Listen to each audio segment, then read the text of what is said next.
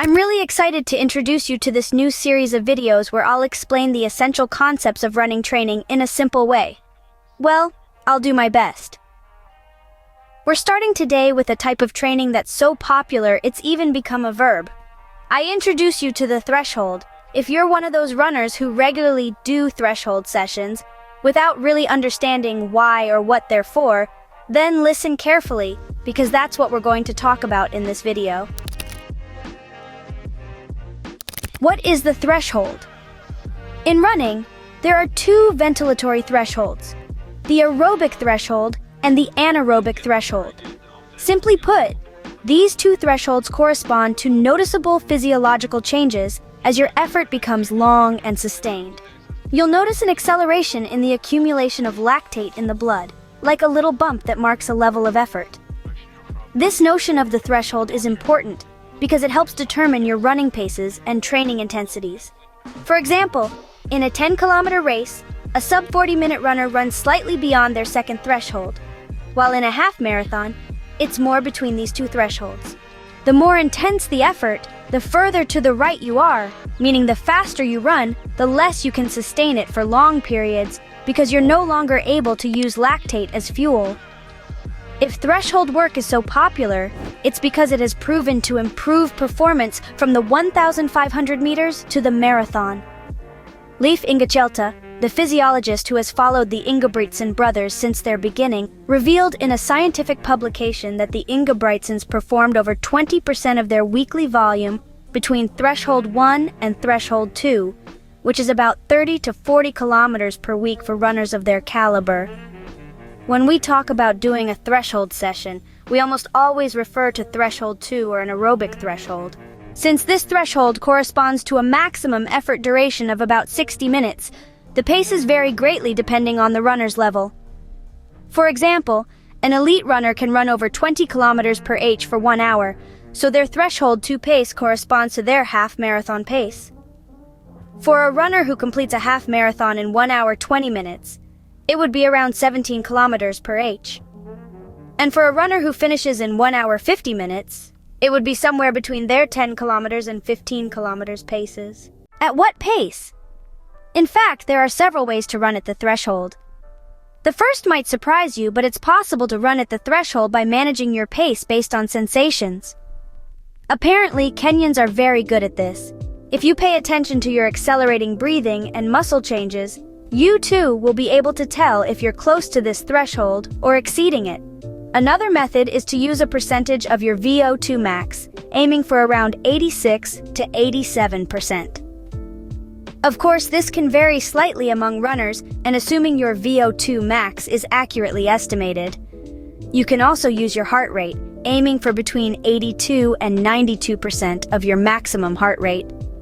Not too fast. The best advice I can give you for a successful threshold session is to perfectly manage your pace and effort. If you exceed your anaerobic threshold, the adaptations of your body will be different and less specific to your competition distance.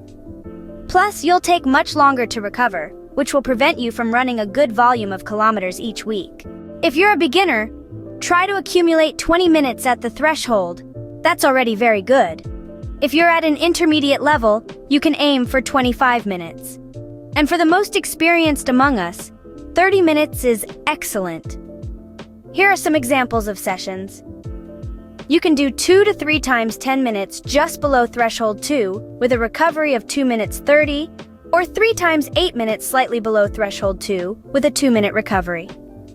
You can also do 5 times 6 minutes close to threshold 2 with a 2-minute recovery, or 8 to 10 times 3 minutes at threshold 2 with a 1-minute 30-second recovery. How often?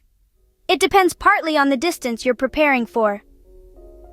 The first thing to understand is where your competition paces are compared to these two thresholds we've talked about. Note that this depends on your level. If you're slower, then everything needs to shift to the left. This also means that work above the threshold becomes less specific to your race pace if you're a slightly slower runner. In my opinion, and in line with the recommendations of the Ingebrigtsen's physiologist, 2 to 3 sessions out of 4 should be between these two thresholds. This means you could do 2 threshold sessions, then a faster session, like around the 3,000 to 5,000 meter pace, with 400 meters, 600 meters, 800 meters, etc. Sessions that are often called mass or maximum aerobic speed sessions, and which also have their utility. And for marathoners, 3 threshold sessions instead of a speed or mass session seems like a better compromise. It's probably very different from what you may have done before, but in my opinion, it's the best way to build solid endurance, especially in general preparation. After that, it also depends on your runner profile, whether you're more fast twitch or endurance oriented, but we won't go into details in this video. And finally, for the specific period, about 8 weeks before the race, you could decrease the frequency of threshold sessions a bit if you're doing the 1,500 meters to the 5,000 meters, but that doesn't mean removing them completely.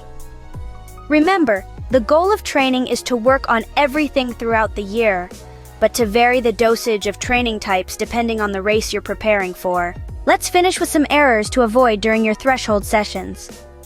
The first mistake I often see is overestimating your pace and running this type of session too fast.